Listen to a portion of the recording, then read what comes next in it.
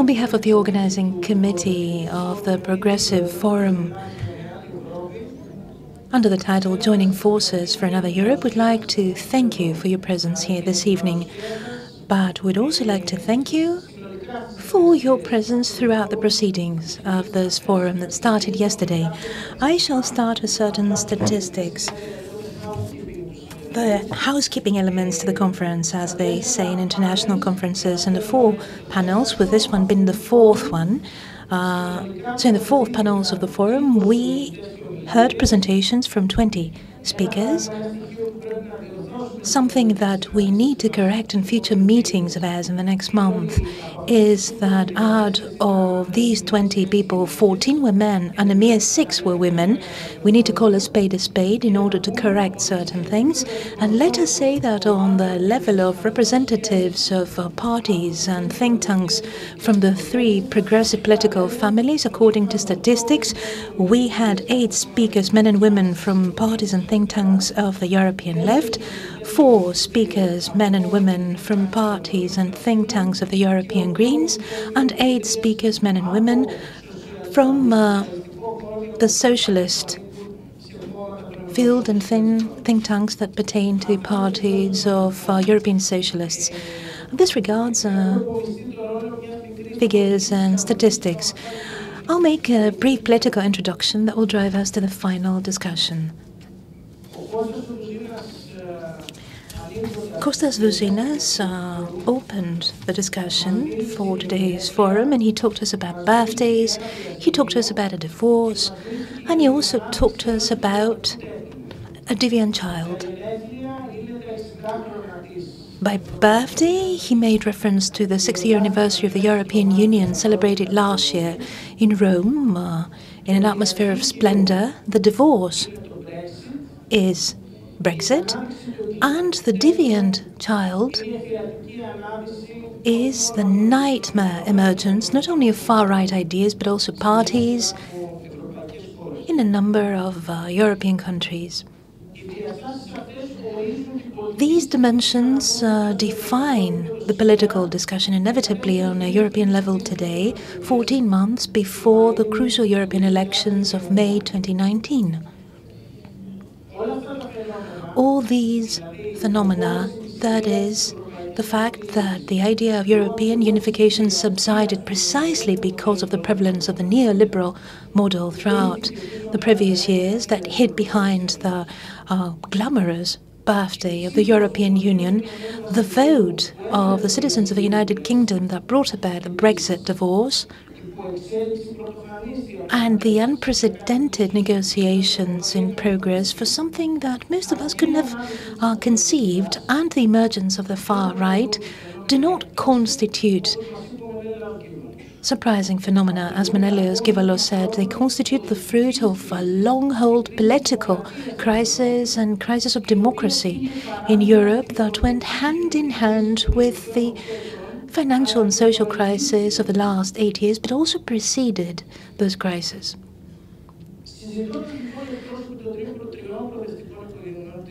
So, during the discussion, the representatives of the 3 progressive families of Europe need to make certain concessions, if you wish, in order to know what to do the day to come.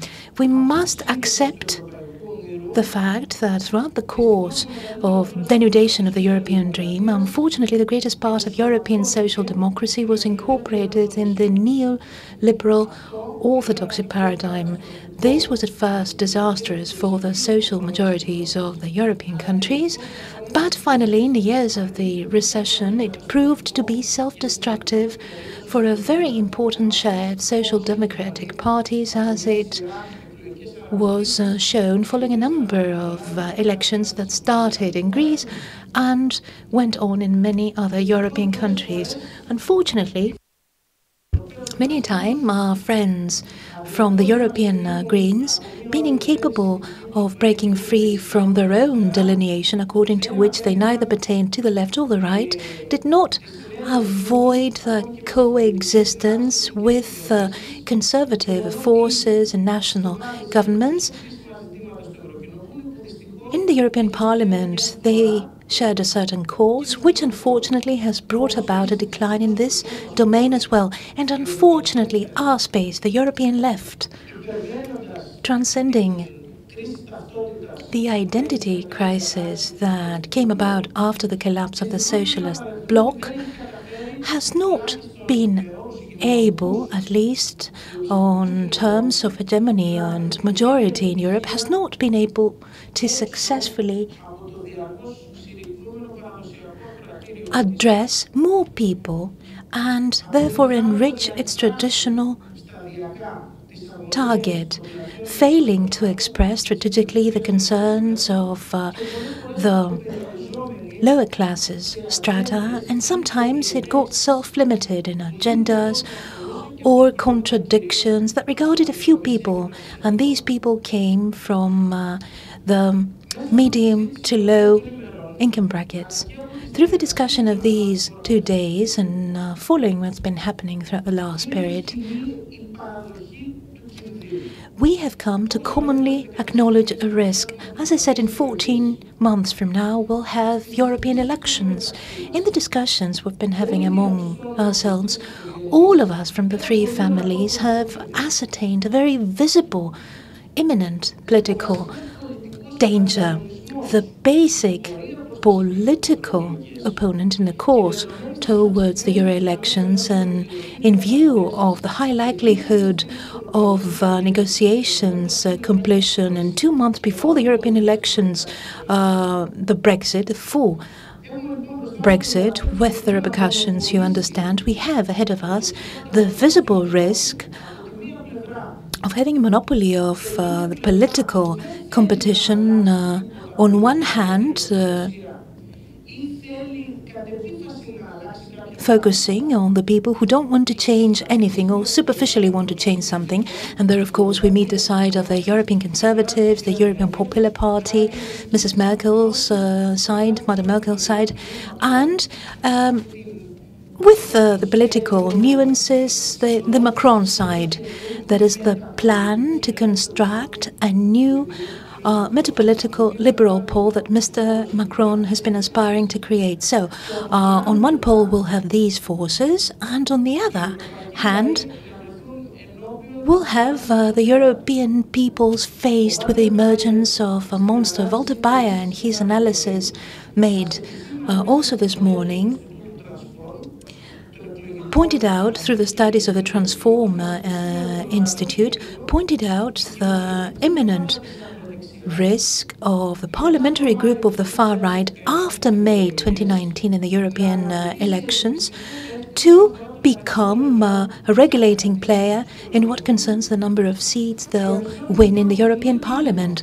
So we have a common understanding and perception of this risk. However, we need to take things a step forward, because if we dwell on the level of theoretical discourse and ascertainments or remarks alone,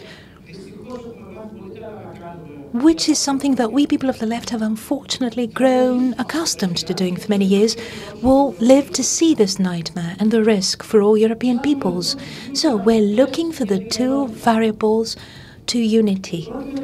The first one regards the programming pillars for the unity plan. Through this 2-day discussion, as it will be enriched henceforth, we have already highlighted 4 pillars that could constitute the basis for us to define what it is that we'll do together, walking hand in hand. Pillar number 1, the democratic Europe. Accountability of decision makers in the institutions of the European Union, enhancement of powers of the European Parliament, enhancement of initiatives undertaken by citizens of the European Union, constitutional enhancement. Pillar number 2, social justice. The struggle against inequality, the safeguarding of collective rights, and the safeguarding of universal access of European citizens to guaranteed social services. Pillar number 3, the fight for climatic change and the ecological transformation of Europe. Many speakers there pointed out the need for a Green New Deal for Europe. Pillar number 4, intervention in financial governance for a democratic economic management and administration of the Union with accountability on the part of the European Central Bank, with the issuance of Eurobonds, with European solidarity illustrated in the budgets decided for European Union. And if in today's talk and later in context to be made, we see that more or less, based on these pillars, we can truly come up with a unity program. What remains to be done is to give it a shape and form. We need to exhibit courage and ask those politically eager to act to join the discussion, to take things one step forward, and in the course of these open discussions, without a predefined ending at the moment, decide that in a short period of time we need to see whether this work can be translated into an organizational political proposal for the organization of these forces. I repeat that this is an open question. We prepared this forum, but in Athens, we didn't want this question to be answered definitively. We wanted to invigorate all these pillars that I mentioned before, to stress their importance as prerequisites, and to also stress the political volition and how important it is for us to proceed together. So these questions open, we proceed to the last panel dedicated to this progressive forum discussion. I shall introduce the speakers, and right after that, they'll be given the floor in order of appearance on the agenda. Dimitris Papadimoulis, Vice President of the European Parliament and Member of the European Parliament for SYRIZA in the Eurogroup of GUE-NGL. Georgi Pirinski, Member of the European Parliament from the Bulgarian Socialist Party from the group of Social Democrats. Keller, co-chairperson of European Greens in the European Parliament and EMP from the Green Party of Germany. Heinz Bierbaum next to me, member of the Executive Committee of Die Linke from Germany. And allow me to make a parenthesis. We must thank, as the Greek left and as the Greek movement, in the faces of the two German representatives, we must thank the progressive forces of Germany for the support they exhibited in the struggle of the Greek people throughout the past years. And last but not least, of course, Anna Maria Gomes from the second country where a progressive governmental experiment is taking place, EMP from Portugal Socialist Party. I shall call Dimitris Papadimoulis to first take the floor.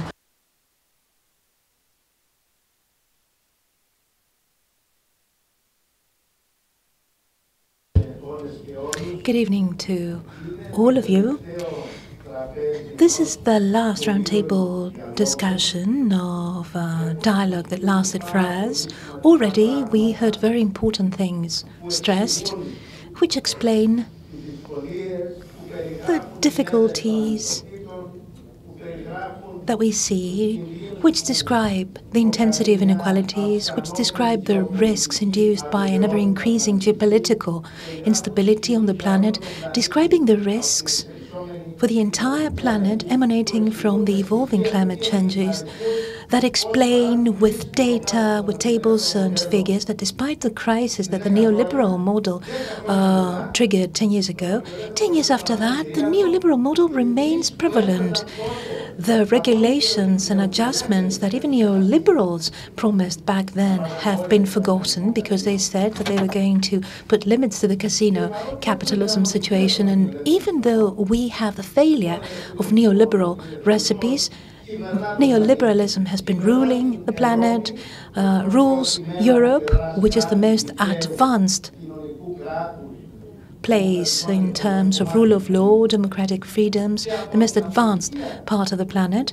And from the failure of neoliberalism, it is not the left that has something to gain, but the far right. Therefore, I'm saying now that we are reaching the end of the dialogue, we need to focus our attention on that particular question. Why is it that the left is not gaining something?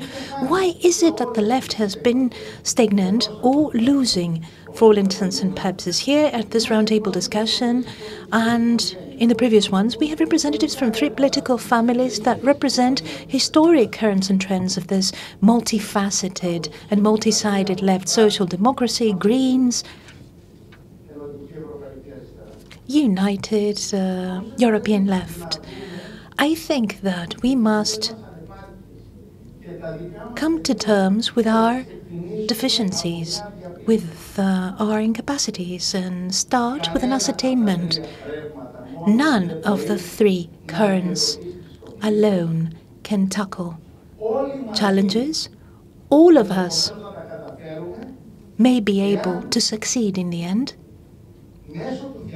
if, through dialogue and discourse, we seek and find convergences that will manage our collective deficiencies and defects. The title of the two-day conference and the title of this discussion, which is in fact the culmination of all panel discussions, is Progressive Alliance for Another Europe. I believe that this Progressive Alliance for Another Europe is a historical and urgent challenge, because if we do not manage, then Europe will run the risk of a crisis that will lead to its demise, because the heightening of inequalities will decompose Europe, or maybe unified and take the form of a very authoritarian model, a huge political and social regression that will be reminiscent of historical crimes that took place 80 years ago, and which will be the death of historical conquests of human civilization, culture and democracy that were established and started, in fact, in Europe, starting with the French Revolution, the Age of Reason, the Enlightenment, and going to the welfare state and redistributive policies. Therefore, we do not have the right to ruminate our bellies. We do not have the right to say we, as against our neighbors, are better. We need to examine how it is that through discussion and through exhaustive dialogue, common action and trial of proposals, how it is that we'll be able to converge. And convergence is demanded, as we've seen from all discussions up to now and experience. This convergence needs to regard a common plan for European unification, unity, with progressive European answers regarding European integration and all member states separately.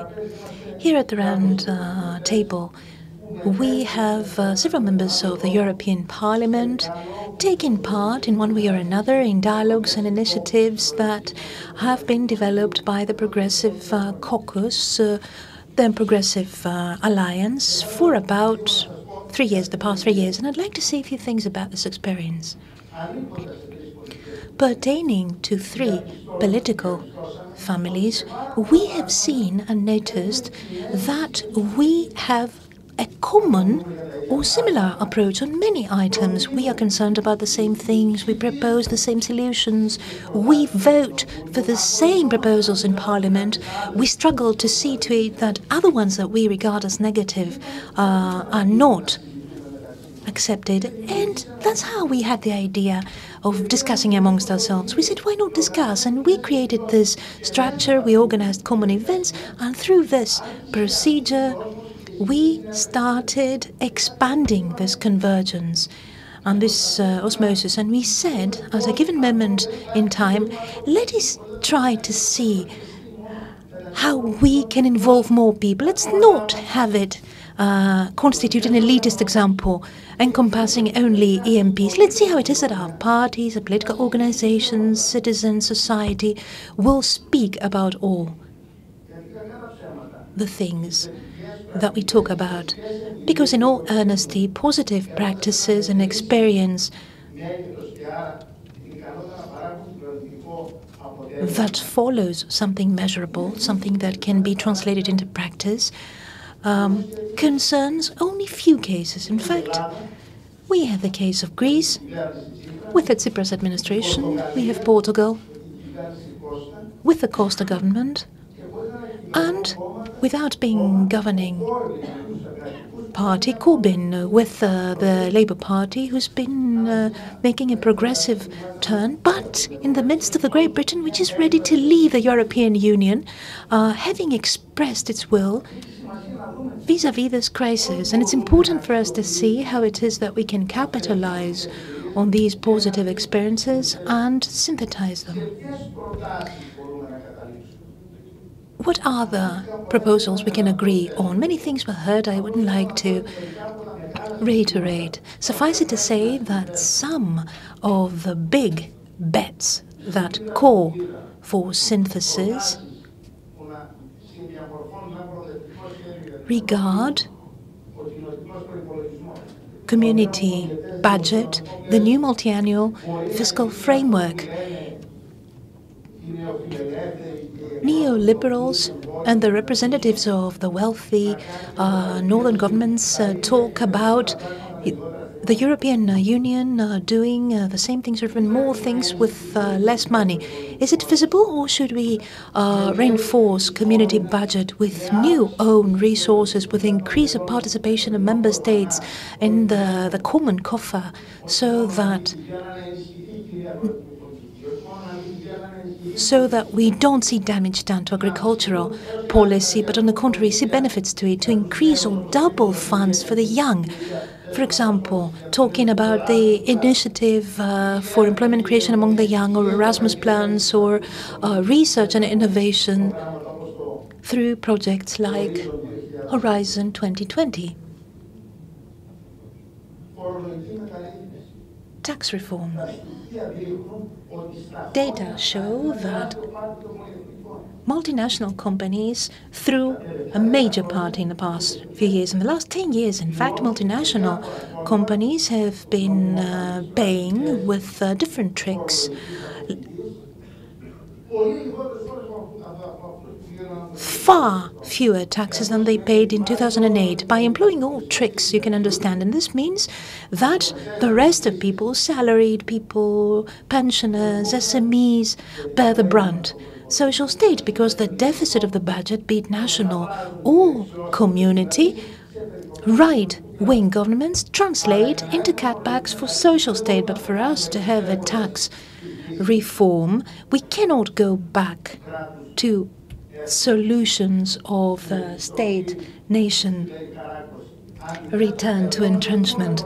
On the contrary, we need not only European but also global adjustments with tax harmonization that will set limits, that will impose fines on abuse of tax havens, that make it obligatory to cross-check data, safeguard with mechanisms. There exist instruments and tools.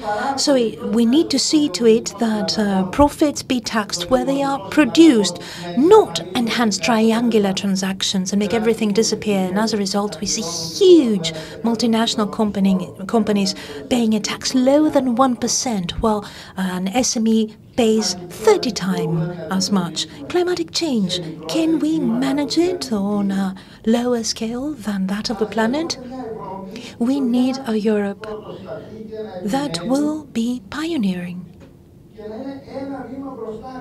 persisting, being ahead by 1 or 2 steps, inciting and urging other people to do the same, to defend the public health of citizens, protecting the environment. And there are some sectors where economy can innovate and create thousands and millions of workplaces by investing in this development of new sectors for the economy. Democratic accountability. Can we go on having a European Parliament, which is the only one directly elected, which is by far the weakest European link compared to the Commission and compared to the even stronger Council, which are the governments. How long can we stretch this governmental method whereby bodies like Eurogroup decide on everything behind closed doors? As long as it goes like this and as long as inequality is enhanced and reinforced, Euroscepticism will grow ever stronger, there'll be a Euro refusal, and as long as the left and wider progressive forces do not propose their own progressive plan for change, for us to overcome, for us to overthrow these conditions and re-establish things on a democratic basis, then as long as we fail to do that, it will be the far right to win. And I want to be very clear about it, that in my view, the creation and establishment of a policy for integration of Europe with growth characteristics against what is actually the case today is, to my view, the most left proposal. And even now, when we have the strengthening of Euroscepticism, we should not forget, us from the left, that the first draft constitution, European constitution, was written in Vettondene, Italian island, by Altiero Spinelli and his comrades, who were in prison, and they were imprisoned by Italian fascists. It is along these lines of history that we need to be moving if we are to create not only a progressive alliance, the broadest possible, but also to have common action and to be able to shape together a new left, a democratic left, a social left, a liberating left that will be able to create broad alliances and coalitions of political and social forces, progressive forces, when we talk about social issues, issues pertaining to growth, allocation of income, and broader alliances when we talk about more profound democratic freedoms against fascism, because we see a dangerous strengthening of the far right and fascism. So concluding, I think that what we have been doing through the Progressive Caucus for the past 2-3 years will be further advanced through the forum in Marseille, through dialogue in Athens, through what is being planned for Spain. And I think that we need to have even more such initiatives and keep our limits open. We will move step by step, building upon specific subjects, because we need to come to realize that people don't believe that we can do magic. We need to convince them once again. We need to become more specific. We need to become more convincing. We need to explain how we can link our vision with the possibility to improve the life of citizens, of those unemployed, those working under precarious conditions, the life of those who have been pressed by crisis, that we are able to govern better and broaden the freedom degrees for everyone. And we will be able to win this challenge only if we dare. And I'm telling you that we need to set a goal. Why not a great left progressive Eurogroup in the Euro Parliament that can be the group against neoliberalism? I don't know if we will be able to make it by 2019, but I think that we need to set this goal and we need to aspire to achieve it and reach it through a political and organizational effort. We need to recompose, broaden up and radicalize this new radical left. world. 25 years ago, we established the coalition of the left party, which is in fact the ancestor of today's SYRIZA. And in our founding documents, in the first lines of our articles of association, of our statutes, if I remember correctly, we mentioned that our goal was to be able to overcome the two historic currents and their margins, the communist one and the social democratic one, because the experience of the existing socialism was led to a collapse and a failure, and the right shift of social democracy has led it far away from its founding principles and from its conquests.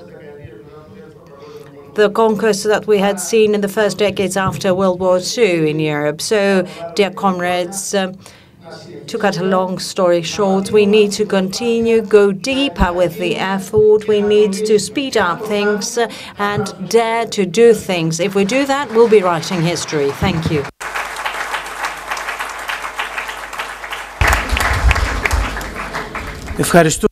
Thank you very much, Mr. Dimitris Papadimoulis. This semester, which is a critical semester vis-à-vis consultations, the EU, we have in the presidency of the European Union undertaken by Bulgaria. So we have with us Georgi Pirinski, MEP from the Bulgarian Socialist Party.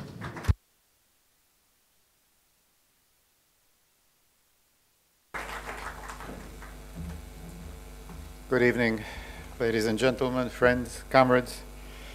It's a privilege to be able to be here tonight and to take part in this conference, which really is more than necessary, because over the course of this day today, we have discovered that we need to look very carefully at what are the ideas which can bring us together. More important, what are the ideas that can attract the interest first and then the confidence of European citizens who will be voting in 1 year from now. And as things stand now, as also Yiannis, I think, has described, the prospects for the various left formations, the Social Democrats, the left, the Greens, are not very bright. There is a kind of expectation that in the next European Parliament, our individual and common joint representation will be less than in the present one. So clearly, we cannot accept this as a prospect which we can simply register as something which is going to happen. Rather, I believe that this should urge us to do everything that we are able to, and even more, in order not to permit this to happen. Not only to maintain our presence, but to do everything that we gain increased representation and can influence the decisions of the European Parliament. I will try to spend as little time as possible on 3 subjects. One is an example which I think we should look at very carefully because it shows that it can be done. Second, to look at the competition, if you like. Who are the others who are vying for the trust of voters? And third, what could be our understanding of what is written, another Europe? The example I'm talking about is the Portuguese example.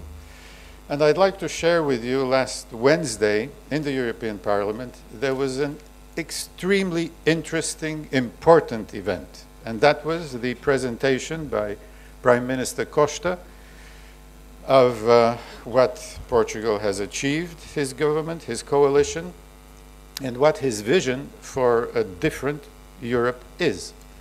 What did he tell the members of parliament? That his government was able to achieve a turnaround, getting out of the protocol system, in increasing growth, employment, increasing wages, incomes, at the same time reducing the budget deficit to about 2%. Doing this outside of the austerity paradigm. How? By raising incomes, by injecting demand in the economy, by investing in social relevant investments, and by, of course, keeping careful track of the budget. So, lesson number one, it can be done better, it can be done actually as it should be done without austerity, counter-austerity. Second point, very interesting. He said, we did this by also strengthening the national state, strengthening governance at the national level. That is not simply saying Brussels expects this or we will do this not quite as Brussels says, but saying we can organize ourselves as a country, as a state, at national level to take the decisions that we need and we find important as a national government, of course, a government of the left. And third, of course, the very clear conclusion was there that this was possible because of a working coalition between socialists, communists, the left bloc, plus the very active support and urging, if you like, of the trade unions. And it was interesting in his reply, you know, there were remarks after that. President Juncker said, who would have believed this? How has this been possible? Because this is so foreign from the whole mindset, policies, paradigms, whatever you like, that are governing Brussels, that of course it couldn't cross their minds that this could be done. Although they had the suspicion that it could be done, that's why they're so insistent on squeezing austerity. So we have a very clear example that this can be done. But where I think is the secret, or where is the source of this? And this also Costa made very clear. We went to the people. We tried to engage in a very active process of the broadest possible consultation and making the policy mix in such a way that it started making differences in people's lives at the earliest possible time. Now, I guess that Ana Gomes will tell you a lot more from first-hand experience, but this is my reading of what I very strongly felt from the presentation of Prime Minister Costa. Now, why is it so important that we together here, and people like us who are involved in politics, who are involved in the political construction of parties and functioning of parties, get out a little bit from our everyday effort at combinations, consultations, calculations, how many votes here, how many votes there, and look at the whole process from the point of view of people who might come to one meeting in the next 1 year, who might hear something on television or radio, and who generally are very skeptical of politics. We have citizens who are afraid of what is coming, who are frustrated because they feel disempowered, who are angry because they don't trust those who should be working for them. And this is where nationalists come in, strong. What do they say? Those people in Brussels aren't listening to you. They are engaged in their games up there. We, the nationalists, are concerned with the nation, with the well-being of the forgotten people who are out of all that game. This is a very powerful message, and we have seen what is happening. And it is as dangerous as it is powerful. I don't have to describe and explain why it is dangerous to an audience like yours. We have, however, two more competitors for the trust of people. One is what is known as Macron and Macronism, the reconstruction of neoliberalism as the European way forward, the future of Europe, almost another Europe, but in fact repackaging the same neoliberal paradigm in a rather engaging, youthful face. And there is a third competitor. This is the center-right, which I have noticed over the past several months has been increasingly voicing the social agenda. The social pillar, the social fairness pact has come out yesterday. In his reply, by the way, to President Costa, the head of the EPP, Mr. Weber, was extremely engaged in saying how we have to now build the social market economy, how we have to together solve the people's problems, social, etc. So we will be witnessing a renewed effort, which we have seen in the past, of the center-right trying to overtake our agenda, sounding very progressive, and of course, remaining mainly with nice pronouncements. And here is where I believe we have to come and describe what do we mean by another Europe. And I would simply mention three. People have started talking about pillars, about this and that, I don't know what. But three kind of orientations. The first one clearly has to do with rejecting the type of governance of the European Union now practiced by Brussels. Very simply, this has to be no to the Brussels technocracy, bureaucracy. You can use other words as well. Yes to a genuine democratic governance, to power to the citizen, to the people, which means a very intensive effort over the past, the coming year, up to the European elections, to convince people that there is every reason for them to come and vote, and clearly vote for the left, the Greens, the left Social Democrats, because this is in their very vital interest. This is something we have to convince them. Okay, but what will we show them in the way of practical economic and social policies? It is not enough to talk about social justice, to social cohesion, to less inequalities. One of the speakers in a previous panel, I believe, made a very important point. We have to look at the basic economic policy paradigm. And that is, roughly speaking, what was introduced 10 years ago after the crisis of 2008, the so-called enhanced economic governance, which comes down to the Stability and Growth Pact, which is the kind of set in stone catholicism rules. You can talk all about social policies, etc., but we have to observe the Stability and Growth Pact. Why? Because otherwise the markets will react, there will be a slump in confidence, investment will dry up, etc., etc. Well, we have to try to make a very different case. If we want another Europe, it cannot be built on the Stability and Growth Pact. Okay, so what kind of a pact should there be? I've been imagining that this could be a Sustainable Development Pact. Again, it's three letters, SDP, but it's something very different, because stability, we know what that means in fiscal and monetary terms. It means stagnation. And growth is the type of growth that doesn't work for the people, it works for the banks and for financial capital.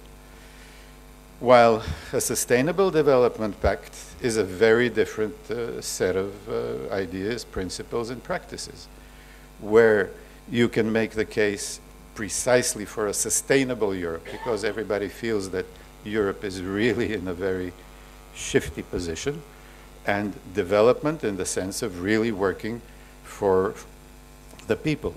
And third, there is this overpowering sense of insecurity, and the migration problem and the tensions on international scale clearly make people most apprehensive. And in such a situation, there is a kind of tendency to seek so-called security on the right, who might not be so socially conscious, but they know how to police the state.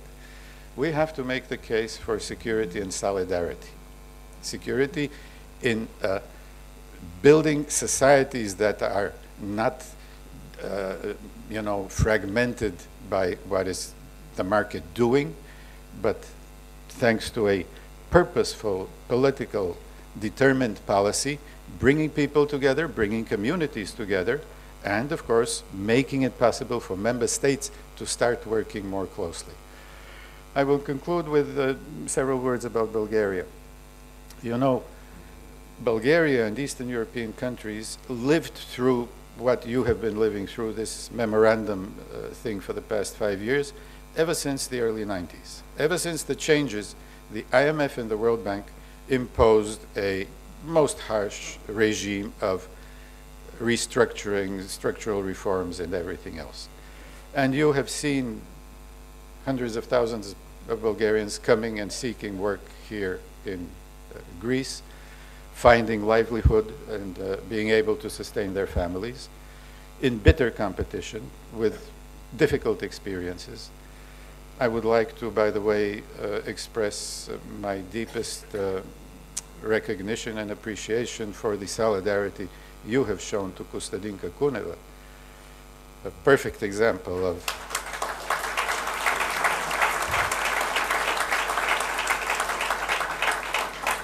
solidarity in practice.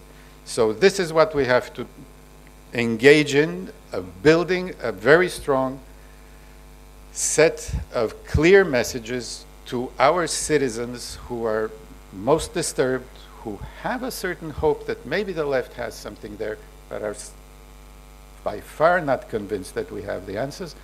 Work together, use all the venues that there are, the Progressive Caucus with Dimitris and other friends that we are maintaining in the European Parliament, the Marseille Forum, which took place last November in Marseille and will take place in Spain, and all the time in between, building a functioning, collaborative effort which can really lead to the joining of forces and perhaps, as this panel is called, to a progressive alliance. Thank you. Good luck.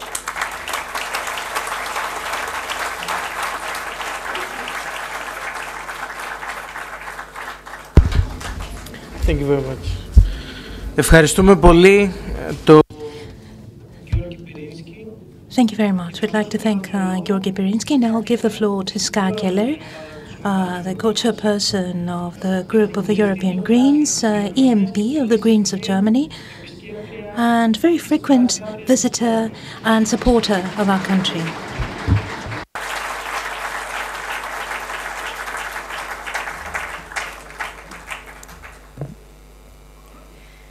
Thank you, Yiannis.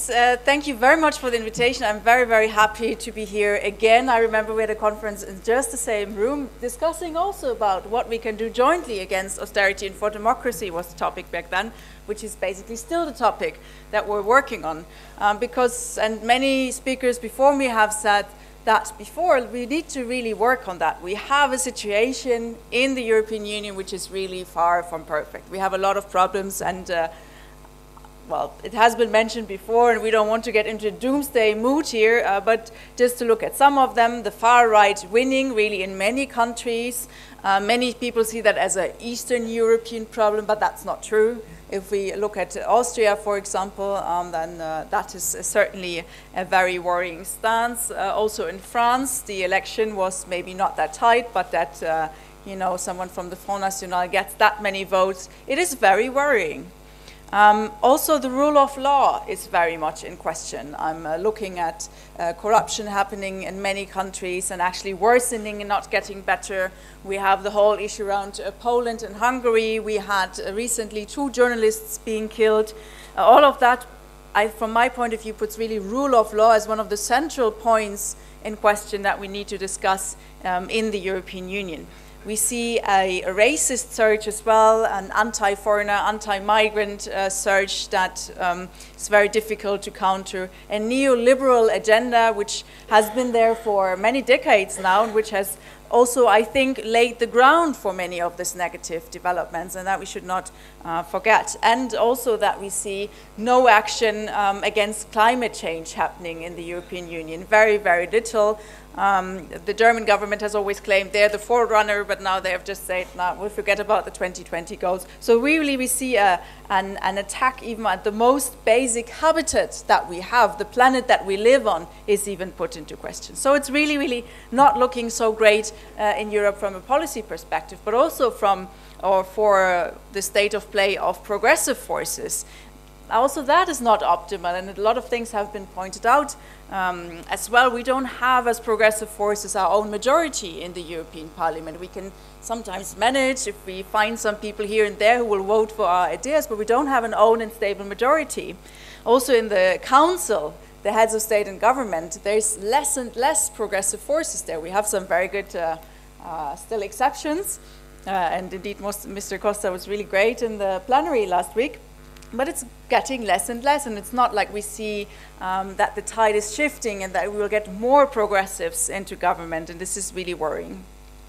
And I think this development matters to all of us, because you could say, okay, it's just the European Parliament, or it's happening outside Greece, whatever, we're not going to care. But it matters to all of us, because through Europe, we're actually connected. So whatever happens in one country also has big effects on the other countries everywhere.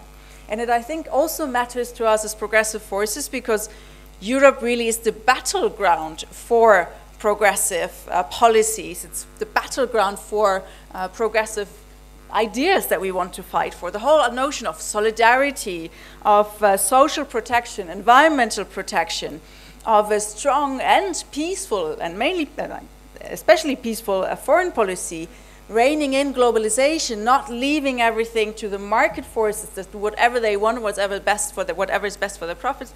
All that is only possible within the European space. So that's why I think the left really has to, the broader left, including all of us, has to really look at Europe and choose that as the battleground. For me, Europe really is a left project. I mean, where else will you find such a strong stance in the history for peace, for equality, for solidarity, and also for prosperity for all? Those are left principles that are at the foundation of the European Union. Now, we all know that's not necessarily translated in how things right now are in the actual policy, but those policies happen also because we don't have a progressive majority, neither in the European Parliament nor in the European Council. The European project, which is, I think, a left project, has been hijacked by the conservatives and the neoliberals for their own agenda. It's been hijacked.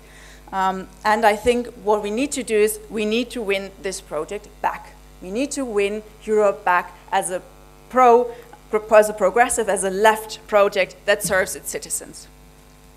And the question is, of course, how do we do that? And I think, and that's not just my wisdom, but policies and politics have been evolving lately. We know the traditional left-right spectrum, and there we're pretty clear where we are.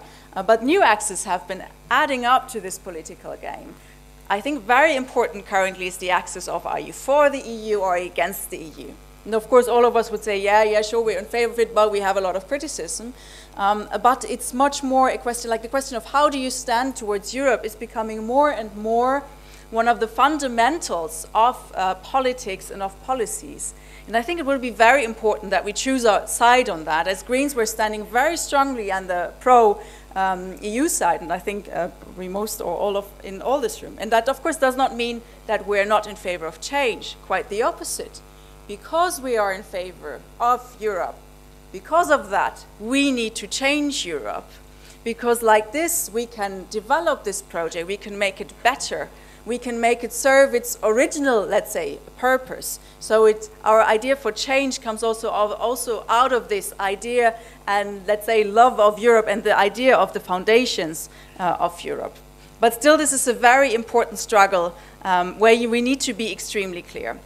And the third axis is related to that because it's the axis of the socially liberal side, meaning not in the neoliberal idea, but in the sense of individual rights, fighting for civil liberties, that sort of liberal, versus more and more authoritarian sides. And this is also something we see developing, and I'll just take Hungary as an example of a very authoritarian government. And on that axis, I think this fight about this axis also becomes really important. And interestingly, the ones on the authoritarian side always see or portray Europe as being the super liberal side. You know, Europe is becoming more and more the symbol of something that we might also say, well, it's not really true, but it's the symbol, for example, of gender equality. It's the symbol of solidarity. It's the symbol of solidarity also with refugees.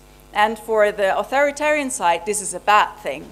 And sure, it's a symbol, and the symbol is not necessarily true, but still it's something that we need to be very much aware of, what Europe stands for many people. Those ideas are things that we share, and they're connected to Europe, whether it's true or not. We can all complain about the Fortress Europe policy, Fortress Europe policies of the European Commission in many member states. Totally, I'm working on migration, I do that every day. But I cannot ignore the fact that Europe is seen as the symbol of receiving and welcoming refugees. And as such, we need to balance those, the reality and the symbolism of this whole thing. That's not going to make things easier. So from my point of view, as progressives, we need to be pro-EU, and we need to be pro-change, very much so, and we need to be on the liberal side, in the societal sense, again. We need to do that in order to be able to fight against the nationalists, against the far right that are winning more and more. And I think also we need to do that in order to fight that which is underlying, which has been giving rise to the far right and to the fascism and to the nationalism that we see. Because it is very much the neoliberal agenda that gave the humus, that gave the growing ground to this far right surge that we see.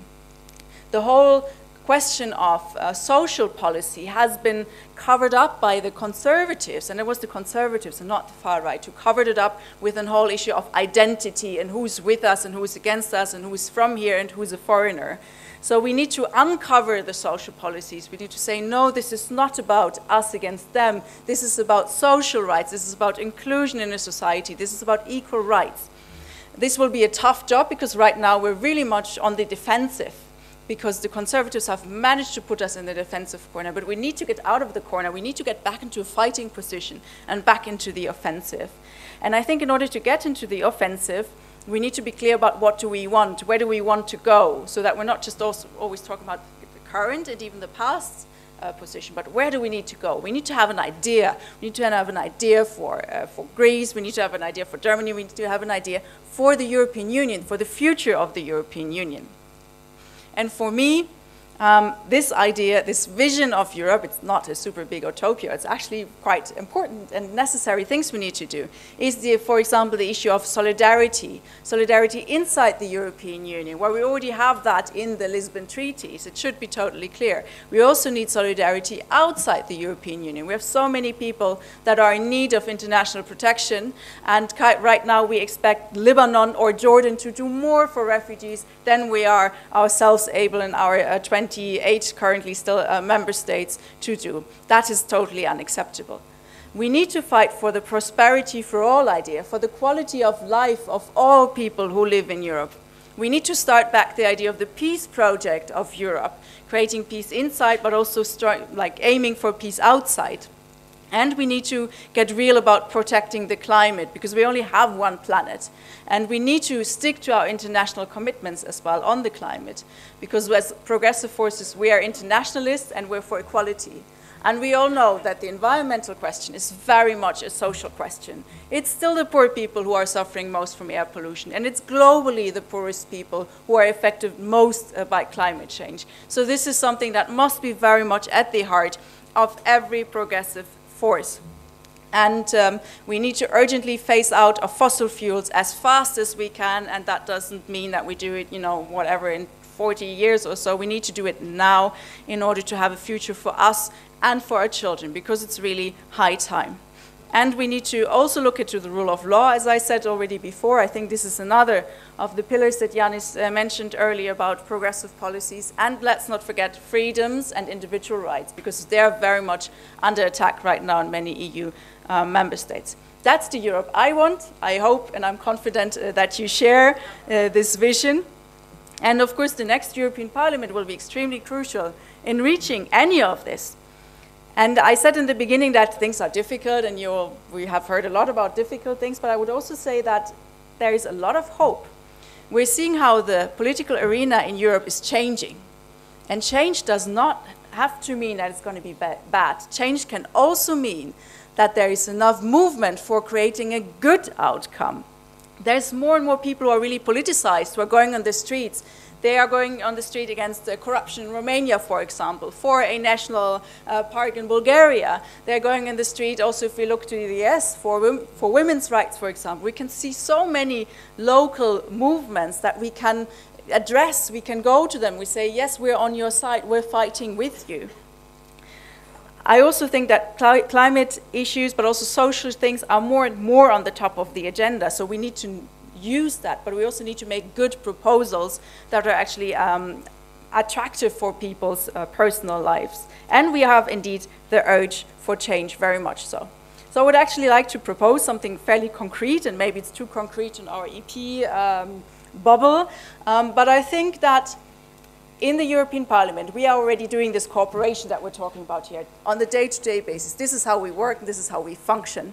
But I think we could even do it more effectively, because very often we aim for the same thing, but we have different strategies, and that's fair enough, that's perfectly right.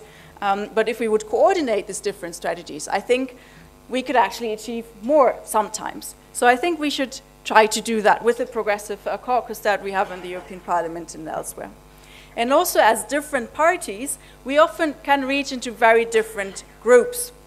And then why not take a bit of the other people's agenda along? So, for example, the left party can reach to very different audiences than a Green party could do that. So why not, when you talk to factory workers, also mention that protecting the environment is really important also for them? So we as Greens could then also say, when we go and talk about organic agriculture somewhere in, let's say, Germany, then we can also say, hey, look, organic agriculture is great, but what's also really important is that we fulfill our promise on debt relief for Greece, so that we can bring our different topics to our different audiences and really create there more of a momentum for change, which will benefit all of us. Those are just very humble, small proposals, but I think it's important that we make it concrete, because it's very good to talk about how we want to change Europe together, but it starts with very small and very concrete steps, and those we have to start doing, and we are ready. Thank you very much.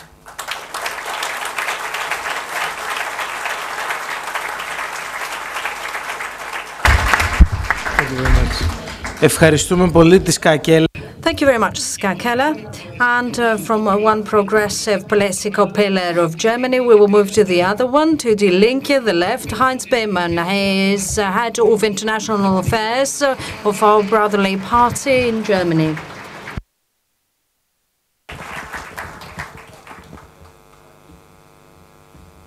Good evening from my side.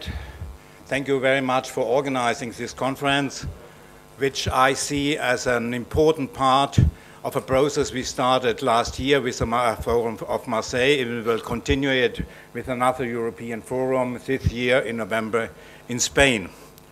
And I think this conference is really very important and necessary, because it was several times pointed out in this conference, we have still a very difficult situation in Europe, economically, socially, and also politically.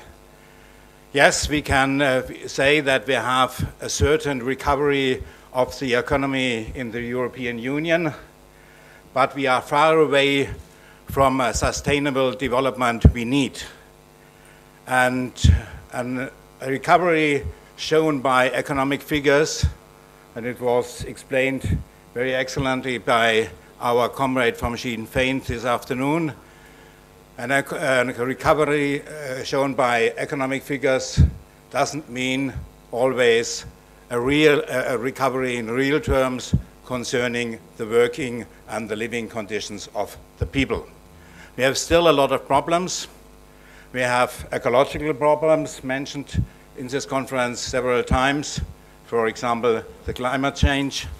We have still a high employment, in particular concerning the youth in some southern countries in Europe. And we have, even in a so-called rich country like Germany, a wide sector, a broad sector of precarious work. And concerning the political situation, the political panorama in Europe is changing very rapidly. We have a real political upheaval if we look to the rise of the far right, if we look to the crisis of the socialist and social democratic parties. And if you look to France, for example, you can see how fast political panorama is changing. We have, it was mentioned before, Macronism as a new movement. The Socialist Party in France is lying in ruins, is nearly dying. And we have new movements also on the other side, for example, concerning the left. I will come to this a little bit later. And also concerning my country, Germany, we have a real changed political panorama because the so-called big parties, the Christian Democratic Party and the Social Democratic, lost millions of votes. And you saw that we had some problems to form a new government. And by the way, I would say don't expect too much from the new Grand Coalition in Germany.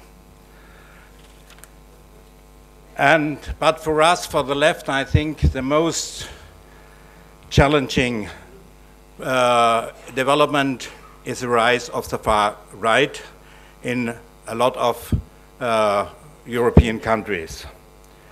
The far right uses the austerity policy for their purposes, and we have to acknowledge that the discontent with this policy we have in Europe and also on the national level goes in big parts to the right, exploiting also the flux of refugees and migrants because they use them as scapegoats, and they are transforming the social problem in a national problem, say transforming the social conflict in a conflict between the poor and the migrants. And that's we have really strictly to oppose.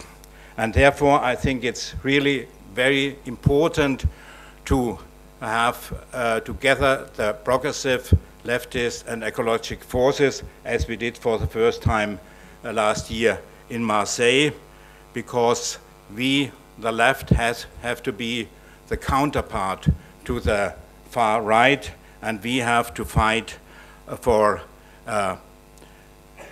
alternative, democratic, social, ecological, and peaceful policy breaking with neoliberalism. As I said before, a first step was certainly the Forum of Marseille last year, bringing together different leftist, ecological, and progressive forces and discussing divergences and convergences. It was a first positive step, in my opinion, and the spirit you could feel during this meeting was encouraging, but on the other hand, of course, there have been also deficits concerning the participation and the political programmatic. In order to overcome the fragmentation, the left has to tackle their different political differences and to come to a common political platform. That does not mean to have a unique political position, but to reach an agreement regarding some crucial political issues in recognition also of some important differences. The divergences regard first and foremost the development of the European Union and the question if in the framework of the European Union any progressive policy was possible or not. In the political document of the European left adopted at the last Congress in Berlin 2016 is written, although we fight on every occasion to roll back the rationales behind national and European political decisions, we are not seeking to adapt the existing framework, but to refound Europe, because it is clear that it is not possible to introduce a policy of social change without breaking away from the treaties that are based on the dogma of free, unfettered competition and on calling into question the right of peoples and nations to govern themselves in a democratic fashion. That's really true, and then I think it's quite clear that we have to make a fundamental revision and restructuring of the treaties of the European Union. But on the other hand, it's also very clear that changing the treaties is rather difficult, and we could, but that's my question, but it shouldn't be at the same time on the basis of the existing treaties fight also for a different interpretation of them and for progressive policy proposals. I think we should do both.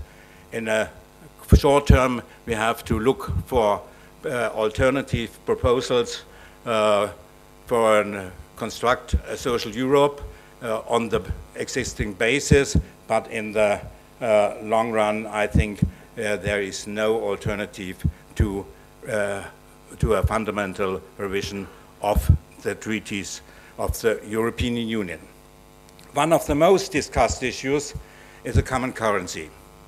The euro and the so-called Plan B.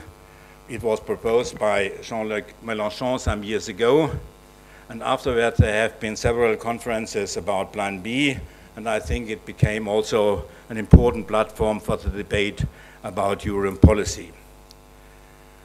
Frankly, I see in the Plan B initiative a contribution to the debate about European policy from the left, but I don't see in the Plan B the solution for an alternative. I think it's a legitimate discussion, a contribution to the debate, very interesting, but not the solution. And I think my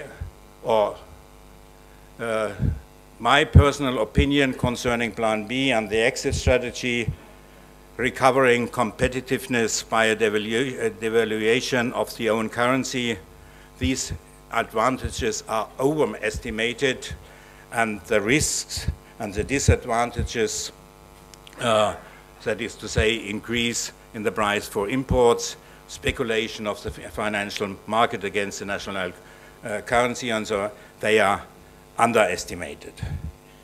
But on the other hand, I was talking about differences, about the divergences, but on the other hand, we have a lot of convergences. All agree that the neoliberal austerity policy has to be ended and that we need a program of public investments in sectors which are important for the future development of the society. That is to say, investments in renewable energies and a new system of mobility in healthcare, housing, education, culture, and so on. In this context, it's not very well known, but in this context, the European Trade Union Confederation has made an interesting proposal with the title "A New Path for Europe," which goes in the same direction. And such an investment offensive is certainly not compatible with a Pact of Stability and Growth, with a fiscal compact, which has, in my opinion, to be abolished. That would be a very concrete objective for an alternative policy. A social ecological transformation of industry is necessary, and I appreciate that what said for me Keller, that we have to put together the social and the ecological aspects, and I think that's really very important. There is no opposition between social and ecological aspects. We have to put them together.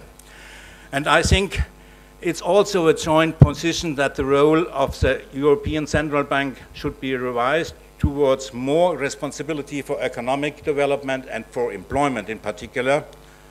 And of course, the social dimension of European policy has to be strengthened, social first, as it is requested by the trade unions. The pillar for social rights, recently adopted by the European Commission, is by far not enough, but it's a first step. It is an acknowledgement that something has to be done. A concrete request could be the transformation of the social pillar in a binding social protocol. And the first, a very important element of a common understanding of the leftist, progressive and ecological forces is the resistance and the opposition against the militarization of the European Union.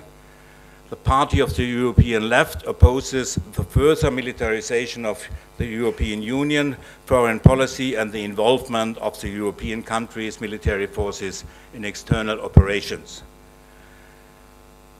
To summarize, I see a lot of joint elements for an alternative, a progressive European policy in order to build a common platform or a joint minimal program. Walter Bayer in the afternoon talked about a slim program. I think it's absolutely necessary to continue with the European Forum of the Leftist, Ecological and Progressive Forces, which started last year in Marseille. And as I said at the beginning, we have to overcome the still existing deficits. The participation has to be enlarged by including more political organizations and also trade unions and organizations of the civil society. But I'd like to stress that this forum should not be another social forum, but a political project. In my opinion, the participation of the trade unions is especially important for building a social Europe. And I know very well that the European organizations of the trade unions are rather weak, but I think there is no alternative because the fight against social dumping, against precarization of work, and the strengthening of the unions and the labor rights is crucial for building another Europe. And I know we are confronted with contradictory developments. I'm referring to DiEM25 and also to Mélenchon and France Insoumise. In 2016, Varoufakis started the initiative DiEM25 with the objective to democratize radically European institutions and policy. I think an objective we all can agree with. And recently, one week ago, in Naples, steps have been taken towards building a transnational party in order to compete in the European elections next year. We will see what happens. And we, as Linke, we are rather skeptical, but we will see what is going to happen in the future. And also, Mélenchon announced a Europe-wide action based on the conference of Plan B and on the experiences of France Insoumise. But frankly spoken, I must say the way Mélenchon and France Insoumise are pushing their political model creates problems and involves the risk to split the progressive forces. We see that in the demand of the expulsion of SYRIZA from the European left, with the argument of the policy of the Greek government led by SYRIZA. And I say clearly, that's not the way we should act. We don't accept this course of action. Of course, there are different positions and attitudes regarding the policy of SYRIZA. And even if their politics are criticized, this should be made in a serious and solidary way, taking into consideration also the circumstances under which the Greek government is acting. Even if there are different political positions and also strategies, we should take every effort to gather the progressive forces. We have to be, and that's our responsibility, We have to be the counterpart to the disastrous policy dominating in Europe and to the nationalistic and racist shift to the right. For this, we first and foremost need the courage for compromises among each other. The left, unfortunately, is always characterized by divisions. We have to overcome the situation in the face of the rise of the far right, including fascist elements. We need a coherent strategy for the left in view of the European elections, which I think it's possible, despite the differences we have. To achieve such an understanding, we need a serious debate about divergences and convergences, and I think this conference is really a very important part of doing so, and therefore I wish us all much success in gathering the progressive forces. We need that. Thank you very much.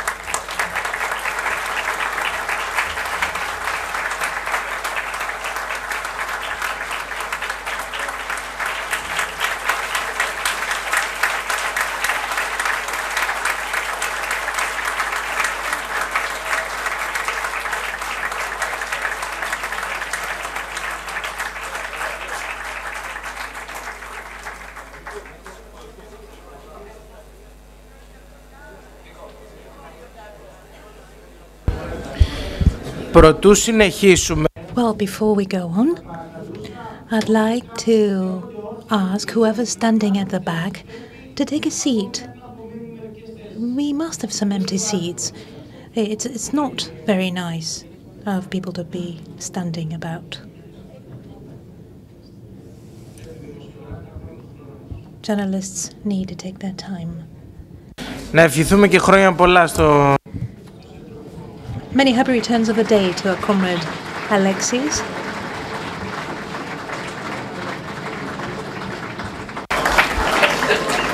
Λοιπόν, την προσοχή σας παρακαλώ.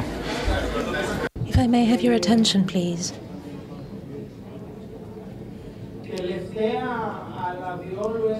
Last but definitely not least,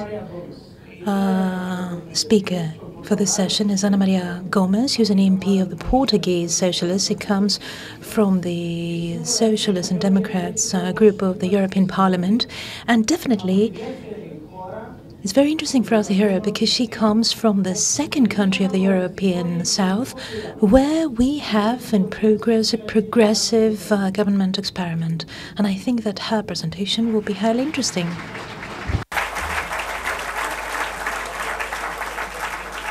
Dear friends, great pleasure to be here with you. It's a privilege, really. I thank Dimitris Papadimoulis for having invited me to come, and it's a great responsibility in front here of Prime Minister Alexis Tsipras that I greet in particular. Yes, indeed, I come from Portugal, and Portugal is a demonstration that the right was wrong.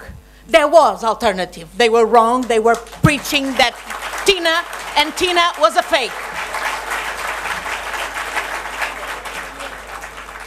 And we have shown that indeed there was alternative, while at the same time respecting our European undertakings and our commitments, balancing the books, but at the same time giving back to the people what the right wing had cut: salaries, pensions, social services, and of course, most important, confidence. Confidence is what really makes a hell of a difference. That's what actually makes the business people start investing. What has been in engineering growth and jobs in Portugal is not public investment because there is not much money that the state can invest, but it is private investment because confidence returned. Confidence in the internal market, confidence to go and export all sorts of things. And of course, tourism is also very important for us. And I think, I mean, as a few days ago, Georgi was referring to this speech of Prime Minister Costa in the European Parliament. And it was Mr. Juncker who said, Who would have believed that Portugal 2 years ago, 2.5 years ago, and now would be where it is?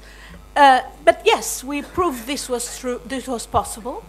And I must say, we proved it because indeed there was this capacity to federate the left. You know, it's for the first time in Portugal, since democracy was reestablished in '74, we've seen several times the right wing go together and of course rule. But this is the first time that we have a union of the left. And we skip our differences. So in many things we agree to disagree, but there is permanent negotiation. Nobody is surprised with the positions that the other parties who are supporting the socialist government are taking.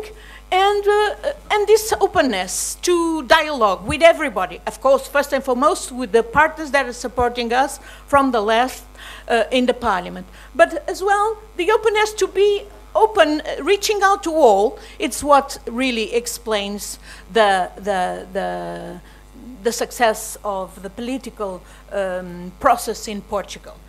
I'd like to actually extract from there to Europe. Often we in the left and I'm of course from the socialist and social democratic family, we are talking a lot about social Europe. But it must be said that when some of our policies are actually right-wing policies because we somehow were not able to resist all these policies, or some of us were even captured by the interests of the right wing, of course there's not much credibility in talking about social Europe. And we need to tackle, to go beyond indeed social Europe, we need to actually tackle the basics of governance, the basics of generating income, making the state use that income indeed for social Europe and for the rest, and indeed redistribute the income. And that's why the question of taxation matters so much. And I feel the previous speakers mentioned already taxation, and that's exactly one area where we in the left already make a difference. You go and read the European Parliament's report on the so-called Panama Papers, our own inquiry on the Panama Papers scandal. And that is a report, it's a very good report, and it was exactly a result of the left getting united and the right being then defeated. Well, taxation matters because taxation has a lot to do with the mantra of the right wing and the neoliberal policies that I, of course, equate with the right wing, admitting that some in our in our left also were contaminated by these deregulatory policies. There, the buzzword was deregulation. I remember very well Barroso Commission's one, this McCreevy, Irish Commissioner for Financial Services, his buzzword was deregulate. Well, then in 2008 we had the subprime crisis bursting in everybody's faces. And deregulation is what has, of course, benefited tremendously what is going on in terms of taxation and the tax havens that operate all over the world, but as well inside the European Union. And that is tremendously un-European. It's against what Europe should regulate. It's against what governments in Europe ought to do. Because, of course, you know, during austerity days, in the austerity policies in Portugal, when with our right wing being more troikist than the Troika, they were all the time saying, there's no money for health, there's no money for education, there's no money, that's why they cut the salaries, they cut the pensions. Well, there was money, but the money was being siphoned off and were being stashed in offshores, in tax havens.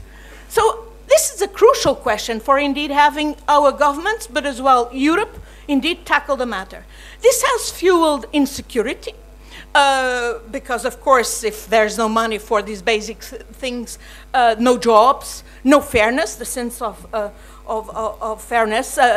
You know, we have the European Commission saying that small and medium companies in Europe, and of course individual citizens, but small and medium companies pay tax 30% more than big multinational corporations who, of course, evade paying tax because they benefit from these tax havens and this so-called tax planning system, tax rulings, and so on. Well, you know, I mentioned Panama Papers, but you know the series of all scandals, including Paradise Papers, the last one, that actually show that by not regulating in this field, by deregulating in this field, it's not just about defunding our states, disarming our states, but it's actually about, indeed, enabling organized crime to benefit from this system. And that's exactly what all these scandals, in particular Panama Papers and now Paradise Papers, have exposed. So all that, of course, has fueled the feeling of distrust of the citizens, of lack of confidence in governments, in institutions, and that's what feeds the right wing, the far right, and the populist, xenophobic, nationalist ideas that this is a defensive way, the way to defend ourselves. That's wrong. And we need to understand that democracy is indeed at risk, and we need absolutely Europe to save it. It's not in the globalized world we live with the world disorder we are watching. It's a much more dangerous world today than it was 10 or 15 years ago. We need, indeed, a rules-based world, and only by working European we can indeed make a decisive contribution for this rules-based world. We need to reform the UN Security Council, which is paralyzed. It's our shame of all of us, as we see. We need Europe to face and to prevent trade wars like the ones that are being announced. And we need a Europe that regulates, and therefore that is accountable, that needs to be transparent, that needs to be democratic. And taxation is at the heart of all that. It can't continue to be presented as a technical issue made complicated exactly to prevent accountability and transparency and democratic control. We need tax harmonization in the EU. I mean, you know that this is one of the fields where there is this idea that's one of the last realms of national sovereignty. Well, what national sovereignty when member states are playing against each other, are practicing tax dumping, are actually putting in question the single market and distorting competition, and even enabling organized crime, even terrorism. You know that the Commission says that 50 billion per year are snatched from EU own resources by the so-called carousel fraud in VAT. And that is, of course, going into the pockets of mafias, of organized crime, including terrorist groups such as Al-Qaeda and Daesh. So can we allow this to continue? And why is it happening? Although the Commission has said it for more than a year and has proposed measures. Because member states cannot agree all, because there is the so-called rule of unanimity, because this is indeed supposed to be one of these last areas of national sovereignty. It can't go on like that. It's really putting in question democracy and economic governance, and it's not just for the Union itself, it's for each and every of our governments. And that's why I would like to put to you that we have now a great opportunity where, building on the proposals that have already been made by Sky and Georgi and our friend from the Linke, we need to indeed make sure that the new financial framework that the EU is going to approve for the next years will have indeed a fair deal as well on the question of taxation, and we'll use this as a tool indeed for another type of redistribution.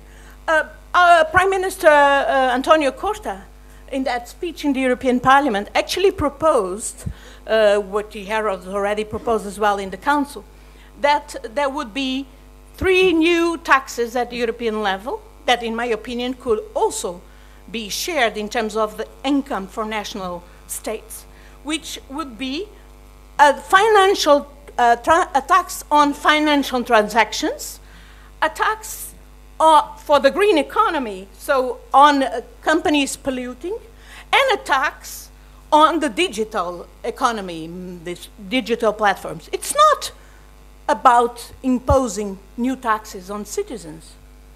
It is actually making those who don't pay taxes to pay them so that the citizens and the SMEs will not continue to be overburdened. And that, as I said, can be really important as well to ensure the redistribution of the EU budget, where we absolutely need to save the cohesion policy. Prime Minister Costa also made that point. It's not just about ensuring economic convergence, it's all the social and the political convergence that we need to indeed continue to build the EU and to reinstate the confidence of the citizens in the European Union. And I agree very much with what Ska said earlier. The litmus test, the criteria, should not be this ridiculous 3% in the deficit or 60% in the public debt that nobody fulfills, not even Germany. Not even Germany has ever fulfilled the 60% limit of the public debt. These are, of course, some of these criteria might be sound, might be a question of rigorous governance in terms of balancing its books, and that's exactly one of the reasons why our government in Portugal made itself credible, because of the capacity to indeed achieve in this year, last year, 2017, a deficit of 1.1, which was never heard in democracy. So it meant a hell of an effort, but it was a hell of an effort even more because more the money was being reimbursed into the pensions and the salaries that had been cut. But what is really important is that indeed the criteria should be another, should be the rule of the law, as Kai has put it, should be fulfilling the duties of solidarity, of belonging to this union.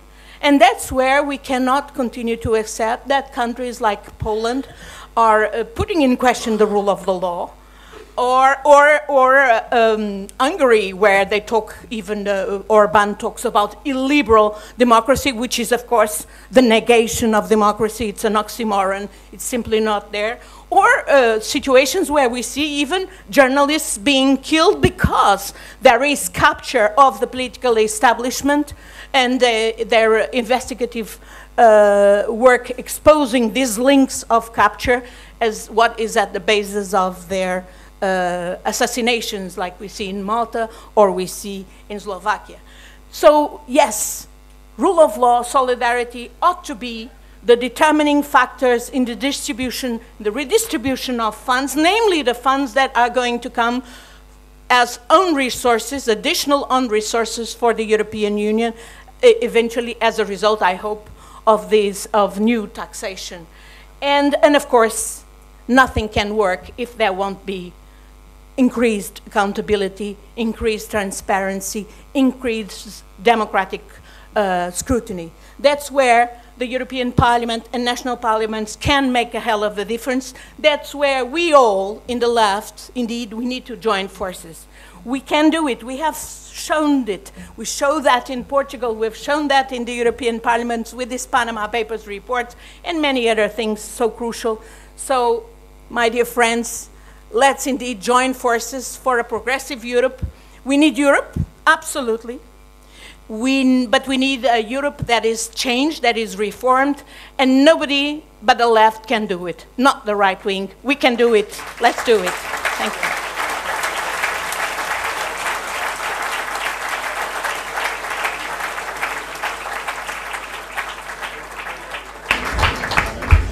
Να ευχαριστήσουμε. Would like to warmly thank Ana Maria Gomes for her very valuable contribution. She was able to transfer the picture from Portugal. Now I call upon the floor Prime Minister and President of SYRIZA, Alexis Tsipras.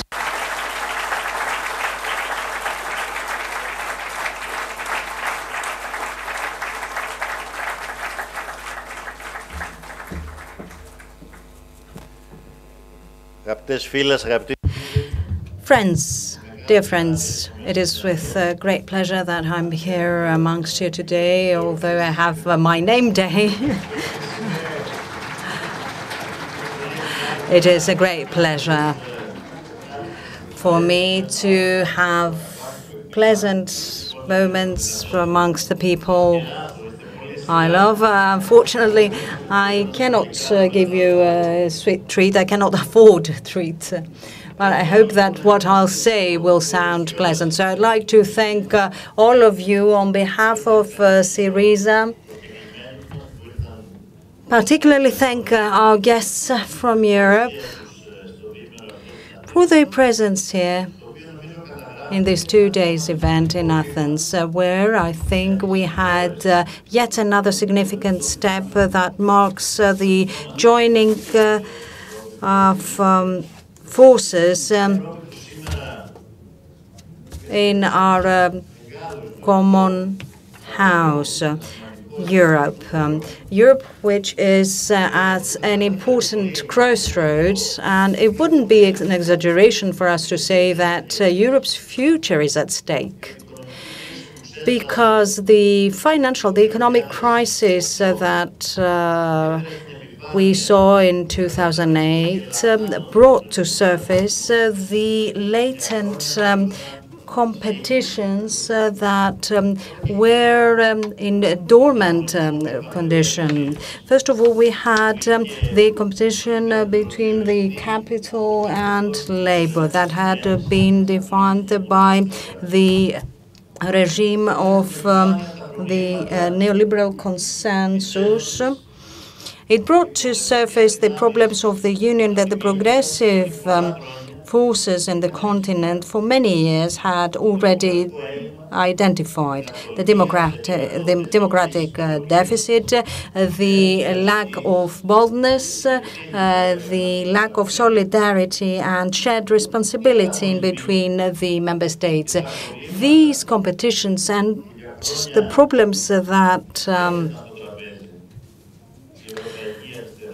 were for many years identified by the European left and by the Greens and Socialists became a living reality for our people as soon as we had the outbreak of the crisis in Europe. However, the prevailing powers of the conservative bloc of the Union, even after we had the outbreak of the crisis, continued to brush aside any discourse and any concern vis-à-vis the problems. And to a great extent, they find it very difficult to be involved in explaining these problems because they tend to interpret these problems in a very indoctrinated way, always from their own political stance. If we were to believe these missionaries of neoliberalism, we would draw the conclusion that the crisis was a natural phenomenon, or maybe the result of a fixation or of an insufficient alignment with the proposals of neoliberalism and deregulation. Indeed, the use of physics and even metaphysics is quite interesting. And what is also interesting is this reversal of the political elites and of those in favor of neoliberalism, claiming that Europe has been brought to the brink of disaster, not because it abandoned the social contract, but because it wasn't aggressive enough in its implementation of its neoliberal policy. Obviously, however, the explanations for the crisis do not emanate from unprejudiced and unbiased analysis, as the technocrats' ideology tends to impose nowadays in Europe, any explanation for the crisis is also part of the social and political competition. It comes from specific groups, it serves specific social interests, and it is within specific strategic plans. So the reality of the economic policies and of the technocratic elites of the EU is most of the times quite different from the reality that our peoples experience. The same holds true with their explanations of the juncture and their political plans. This is a full-blown competition with ups and downs, and nowadays we can say that it is in unprecedented intensity. This arises from this picture of doing away with the acquis that we had. And us, we, the powers of progression and the power of the left, need to be able to provide our own explanations vis-à-vis the root causes of the crisis, as well as of the priorities for the day after, because it is obviously necessary for us to explain the root causes of the crisis if we are to consider the day after, if we want to prevail in this confrontation. So to us, there were specific political choices that led to the conditions that led to the capitalist crisis. Choices that had the ideological and class footprint of the neoliberal conservative powers that prevailed throughout Europe already in the end of the 80s. I'm mainly talking about the political family of the European right. That, however, was not alone in this course, in this path, because there were large parts of social democracy that took this neoliberal path together, weakening the progressive bloc's power throughout the continent. And many a times they were forced to carry very difficult anti-social policies, in particular before the crisis at the early 2000s. So Europe was found to be implementing a strategy that, aside from the indicators prosperity, produced some very tangible results. A strategy that further enhanced or increased social disparities and inequalities in favor of competitiveness and competition, free competition. And this became the prevailing force of developments in the European Union to the detriment of other rights.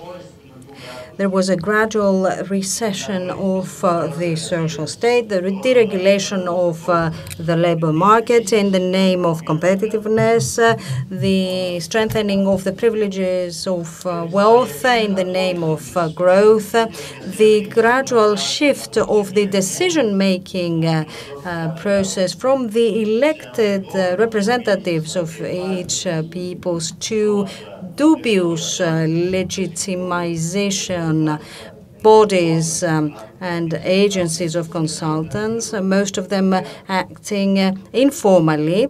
One such example is Eurogroup, which has no formal legitimization. Europe, of course, has always been a field of competition and development of different political plans and hierarchies. However, during the first decades from its establishment, there was a balance that had been stricken between these. There was a political and a social compromise.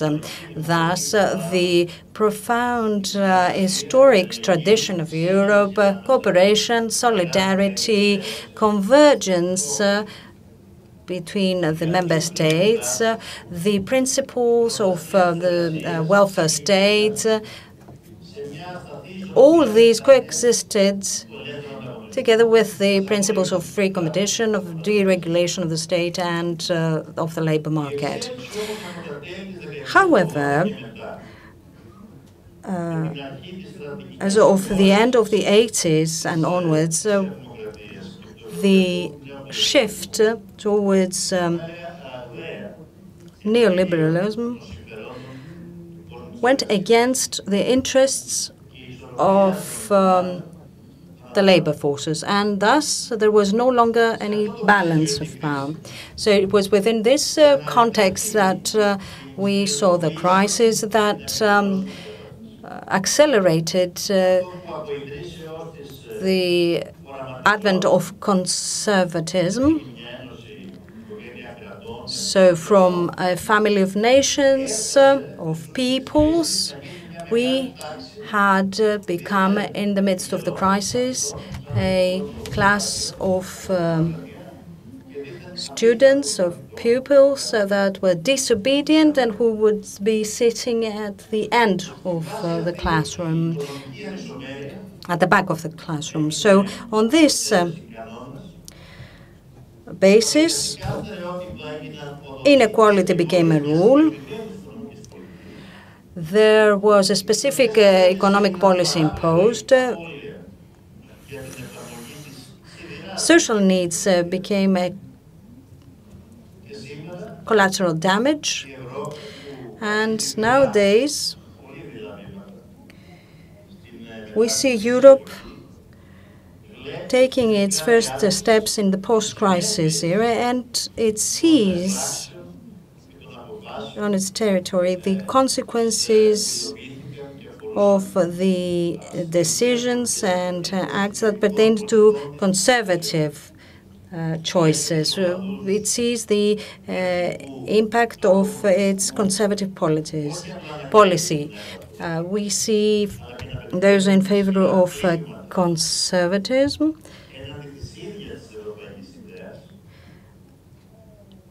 managing serious affronts or blows to the whole concept of the European Union, leading to Brexit. We see speculators who acquire influence,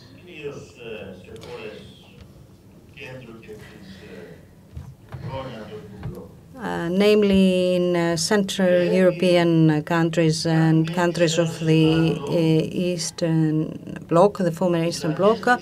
We see walls being erected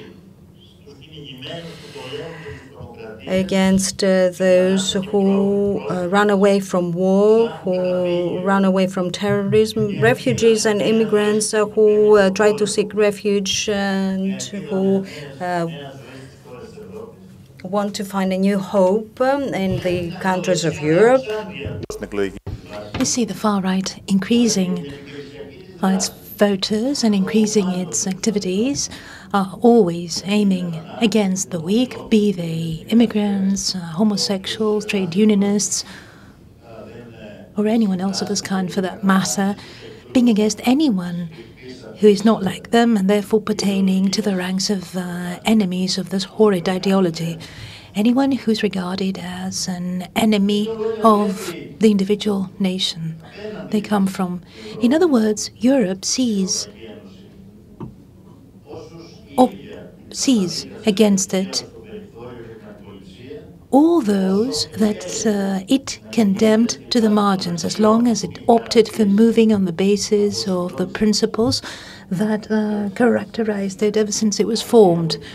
That is, ever since its establishment and the foundation of the European Union. And I am making mention here to the principles of collective progress, peaceful coexistence, and the prosperity of people.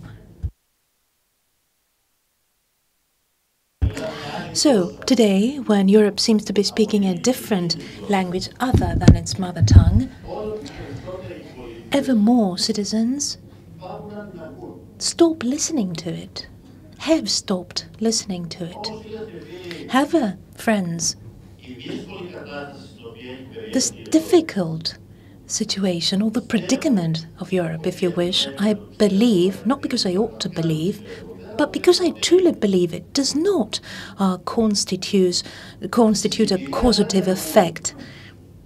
And it's not a one-way road. We don't only see the enemies, the United Europe, acting.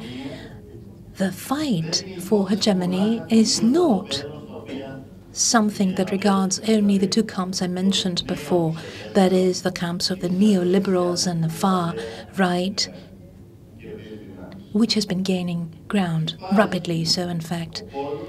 We also have the pole of the progressive forces of Europe.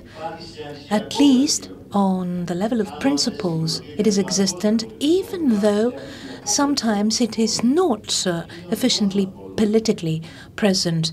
We have this pole, our pole, that has the important historical tradition of big fights, great conquests, and institutional innovations that left indelible marks in history. And today, guided by this tradition and employing new dynamics, which is of course necessary, this pole is called upon to approach the social and political competition. And we have ahead of us the European elections, and specifically in May 2019. But the approach is made in a fragmented manner, and fragmentation and division is precisely what those that seek historical defeat want to see. Not only the defeat of left European mentalities, but all those that want Europe to grow ever more distant from its roots. So I believe that is crucial and necessary by all means within this framework to speak today. And I would really like to contribute this paving stone to today's meeting. I believe that we should speak today of the need for a new left in Europe, a new European left, which will be born out of the differences, contradictions, and the necessary rallying of forces of the progressive people of Europe. And this endeavour will be far more radical and combative to defend the rights of social majority, especially compared to the average of social democracy today, and will be more Europe-centred, ecology-centred, and anti-nationalist compared to the average traditional left. And the uppermost objective will be to play a definitive role in the discussion and the effort for the necessary progressive change that Europe needs today if it wishes to have a future, if we want Europe to have a future, for a Europe that will gain back its lost prestige and allure and popular acknowledgement and acceptance on the basis of democracy and social justice. And I believe that the effort that we've started with the Progressive Caucus in the European Parliament and the procedure of the Progressive Forum in Marseille and Athens is an effort that brings close all those political forces that have the vision, the ability and the volition to expedite the progressive transformation of Europe. And let me start first of all, with our political family, the political family of SYRIZA, which is the European left, which has starred in all big and small fights for the democratic re-establishment, refoundation of Europe, and has managed, through the past few years and in the midst of the recession, to draw strength on the emblematic social struggles against austerity, and in many cases to translate this force into political effect, not only here in Greece, but elsewhere in Spain, in Ireland. Greece, of course, has become a symbol of the fight against aggressive austerity, and today, after 3 difficult years, it's becoming an example of transcendence in the Greece, where a long and hard fight was needed for us to leave behind the forces and powers of neoliberalism. Greece, that was condemned during the first years of the crisis to an unprecedented for the European Union explosion of unemployment that reached 28% when we started our government, and especially 60% among the young. And of course, together with the laws in the first 4 or 5 years, from the year 2010 to January 2015, of 25% of the GDP within such a short period of time. And of course, this was accompanied and compounded by a massive brain drain of young people that fled abroad. Greece, which is bouncing back today, recovering, and is recovering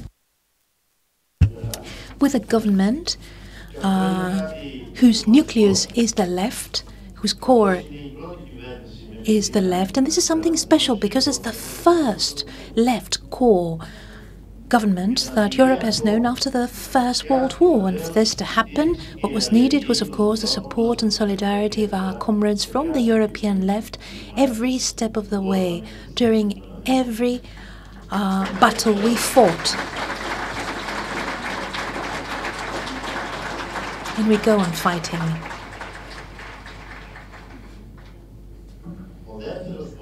The second pole, however, if the first one is the European left,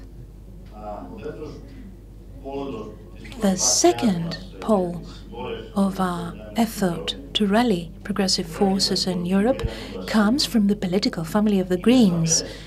It is clear for us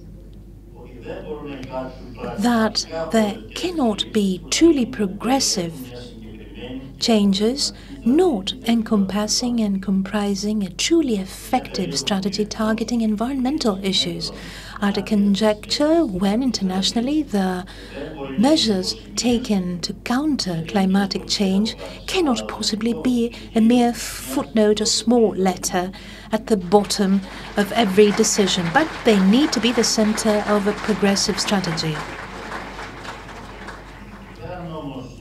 However, apart from ecology and environmental issues, the joining forces between the left and the Greens in issues regarding safeguarding and defending individual rights, the struggle against xenophobia and racism, the right of self-determination, and the support to LGBT communities and the safeguarding of their rights constitute a traditional constant which has characterized the two neighboring political poles. And the third important pole comes from the forces coming from European social democracy. Here I would like to clear out the following. The responsibility of European social democracy for the following of the practices of European neoliberal right in the recent past and at the present, on many occasions, is a given, is a foregone conclusion. In fact, these responsibilities have been allocated to them by the very peoples of Europe, inducing the shrinkage of political effect of the Social Democrat parties, which was called Pacification abroad, because it started in Greece first, but afterwards other countries followed suit. For parties which in the past were regarded as very robust and strong. However, we shouldn't forget that this space managed to express a very big part of the working world on a European level, and in fact it managed to shape the identity of these people on the basis of emblematic claims on great conquests of the working movement in Europe. And managed on the level of Europe and up until the mid-90s to constitute the political body that placed at the center of its program of the governing part in many countries, the protection of labor, the support of the social state, and all those things which, generally speaking, and even today, constitute a substantial policy in favor of social change. And today, it is true that we hear ever more voices within the framework of the principles and the values that gave birth to European social democracy. We heard these voices criticizing in a very strict way rationales identifying the practices of social democracy with the neoliberal conservative bloc. We already have tactile political illustrations of this strategy. For instance, we've seen the outcome of the Great Britain elections with the Labour Party under the leadership of Jeremy Corbyn, who was questioned at first. Many analysts acknowledged within inverted commas, thought that with such a left turn approach, the Labour Party was bound to suffer a debacle. However, on the contrary, he achieved an exceptional outcome among the best of its history and lost the administration only by a little. And of course, this comes in contradiction with the decline of the Labour Party after the Tony Blair administration. So, on the basis of a radical political agenda, they managed to conquer a very important victory. But the most important thing they achieved was not the electoral outcome, but the fact that they brought and invited in their ranks the bulk of the working world and the youth. And in fact, in intractable times, where in Britain we see a major trend of right and far-right populism at work, which brought about the outcome that led to the Brexit, that is, after the referendum. Let me mention the example of Portugal. Not because we had the honour to have Mrs. Gomes as the last speaker before I took the floor, the MP, that is, of the Socialist Party, but because I truly believe that there we have a notable example of a government coalition of socialists and the left, traditional left, the government of my dearest friend Antonio Costa, which of course should be given the entire credit for the financial and economic recovery of the country and the important improvement in societal indices, has been gaining ground, has been growing in popularity. He's been doing exceptionally well. Well, similar processes to that of Portugal are taking place elsewhere, I believe. In Spain, for instance, where big social struggles against austerity produced substantial political shifts and the ability of progressive forces to join their efforts. But this is not the prevalent example. And that is why we need to work to that end, because I believe that the restructuring of a strong progressive alliance today in Europe goes through the stages of the choices of the forces of social democracy as well, and I believe that there is no question whatsoever that in the political competition now in progress, there cannot be equal distances between the conservative and the progressive camps on the level of Europe. For all intents and purposes, the open challenges and major stakes for the day to come would never allow the prevalence of such a rationale, because I think that the time has come for every political force to make strategic decisions for the day after in Europe, which will of course be translated into changes that will regard each country individually. But allow me please to say a few words about these stakes as they are reflected in the prominent discussion today in Europe. The discussion that should have been had on a top level or summit level, much more discussion and discourse related to the necessary changes that the European Union needs. Quite a few months ago, we capitalized on the official visit of President Macron in Greece, and each one of us delivered a speech from the place of ancient Pnyx that had it to do with necessary changes for the future of Europe. Many months have gone by. This discussion has not been carried forward. Today, I saw that there was a cartoon, a sketch of the European press on a big bus reading Europe. Macron was at the wheel and he seemed to have fallen asleep. And Merkel, all of a sudden, got on the bus, shaking him and telling him, "Wake up, we need to decide where to go."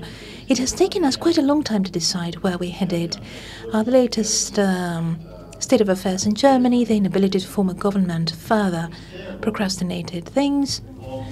I believe, however, that the fact that we have a government with the participation of SPD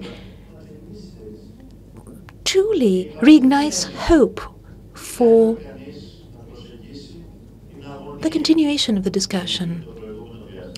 And in this sense, we should examine the concern that we had in the previous times, because under other circumstances, I believe that none of us would have regarded it logical or important to support a party like the party of that Merkel. In fact, to have it supported by her allies in Bavaria, who are even more to the extreme. However, any discussion regarding the day after in Europe and any contribution that may come from forces that have progressive direction is crucial for all of us. So we are looking forward to seeing where the bus will be headed.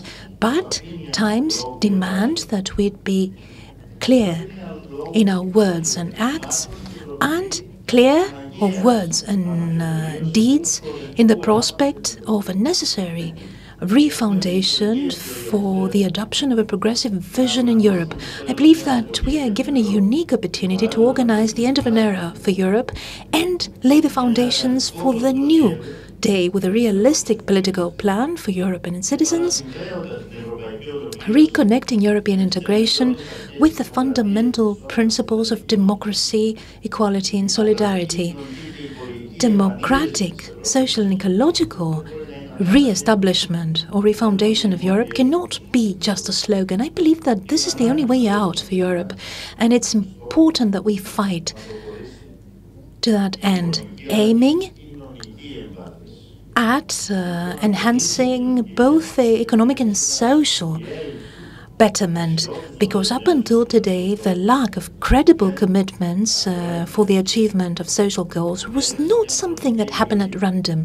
It was done by political choice, and it's absolutely disastrous, and it's an erosive choice for the very European ideal, because it alienates citizens from Europe and its procedures, especially in those countries where citizens have bore the brand of the social crisis in a disproportionate manner, as it has happened in Greece. So in this sense, we need both the democratization of the Eurozone and a strong and legally binding European pillar for social rights.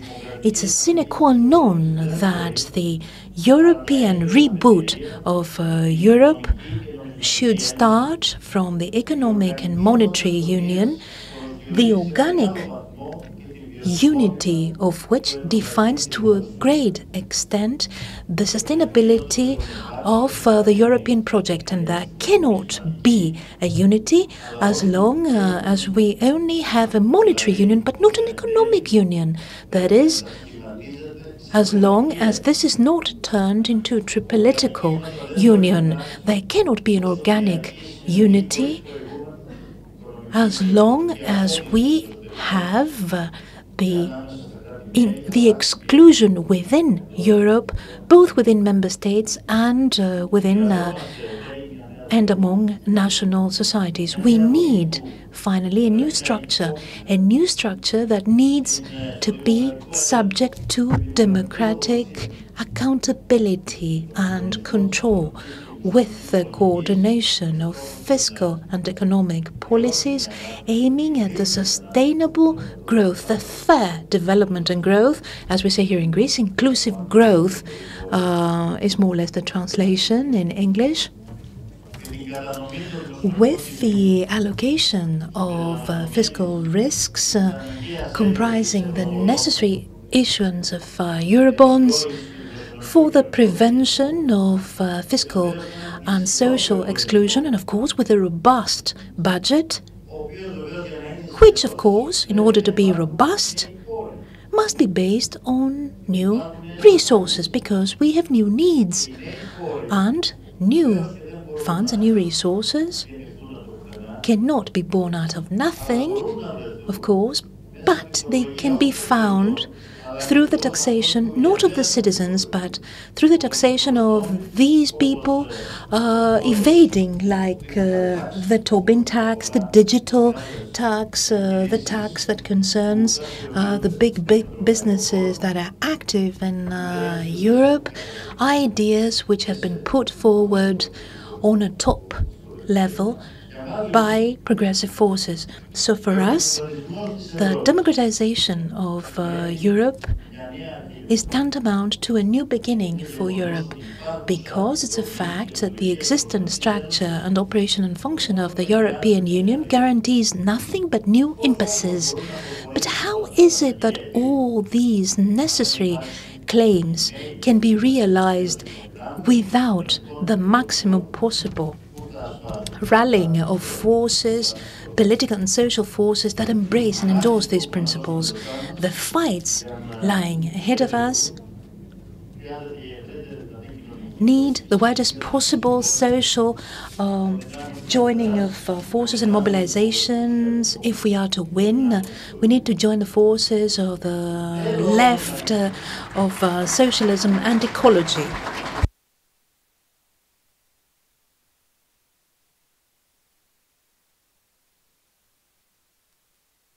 But I would like to conclude with something which, in my opinion, is the most crucial parameter in what concerns the progressive forces treading the same road in Europe. And this is no other than the prospect that we must give to the young and the new generation. The neoliberal plan has brought about historic highs in Greece and other countries of the South, historic high volumes of unemployment. Young people are promised only fear, hatred and division. This is what is promised by the right and the far right, and a constant and fierce competition among peoples. So it's the responsibility of progressive forces to fight the struggle for Europe that will have room to accommodate the dreams and the objectives and the goals of the generations to come, of young people, because the principles we stand by are the ones that feed the power of logical progress and prosperity against the risk of regression, or which is ever more imminent. And I believe that the time is ripe for these principles to be in the forefront. And we need the fittest and the best to stand by them and defend them. And who are the fittest people? Young people. So these young people, the young generation, young people of Europe need to be the ones in the forefront of the struggle. So it is with these thoughts that I'd like to profusely thank all of you for your patience to be here and to listen through my presentation. And I'd like to say that I am certain that this idea of treading the same road, of joining forces, progressive forces in Europe, will bear fruit. This idea will bear fruit on a central level and in every country individually. The fights and the struggles ahead of us are important. The victories up until today were attributable to those fights. We won because we fought. Please don't forget that. But you should know the most beautiful fights and victories lie ahead of us. We haven't seen them yet. Thank you very much. Goodbye.